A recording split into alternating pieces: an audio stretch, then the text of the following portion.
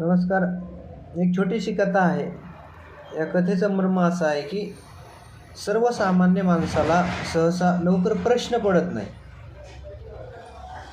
कुठलीही कृती, काही तुमच्यासमोर ज्यावेळेस दिसतं किंवा काही एखादा प्रसंग घडतो त्यावेळी त्यावर प्रतिप्रश्न करण्याची ताकद म्हणा किंवा ती विचार करण्याची क्षमता म्हणा ही सर्वसामान्य माणसामध्ये कमी असते आणि प्रश्न न पडल्यामुळे त्या माणसाची कशी अधोगती होते, तो कसा अधोगतीच्या दिशेने जातो याचं एक उत्तम उदाहरण या ठिकाणी मी सांगणार आहे.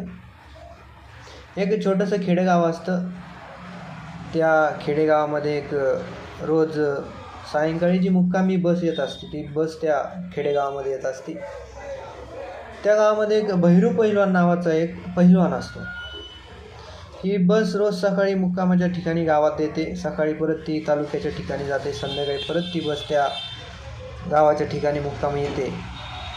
तोच कंडक्टर, तोच ड्रायव्हर आणि भैरू पहिलवानाचं देखील रुटीन होतं. तो सकाळी रोज त्या बसने प्रवास करत त्या तालुक्याच्या ठिकाणी जायचा, तिथली कामं आटपून तो परत संध्याकाळी त्याच बसनं आपल्या गावामध्ये त्या मुक्कामाच्या ठिकाणी यायचा.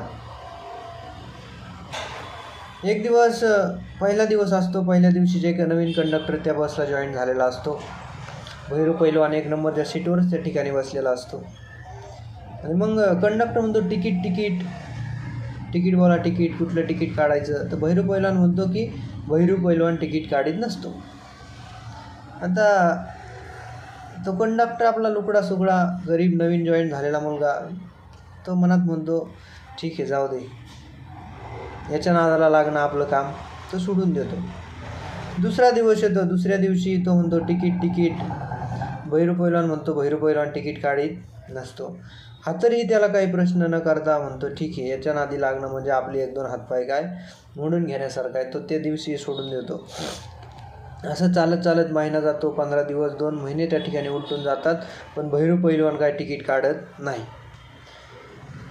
तो कंडक्टर त्याच्या डेपोला जातो. डेपोला जाऊन 3 महिन्याची तो रजा टाकतो. ती रजा टाकून तो कोल्हापूरला जातो. कोल्हापूरला जाऊन त्या ठिकाणी 2-3 महिने पहिलवानकी करतो.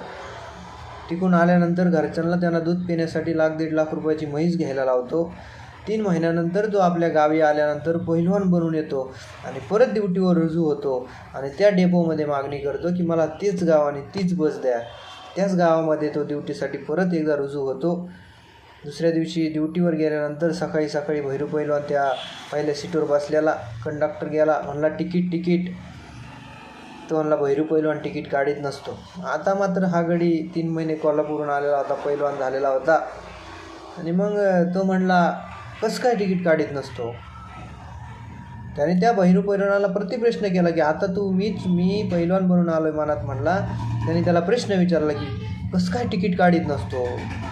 तर त्यावर भैरू पहिलवान त्या कंडक्टरला उत्तर देतो, अहो कंडक्टर साहेब, मी वर्षभराचा 1 टाईम पास काढलेला आहे, मग मी कशाला तिकीट काढू.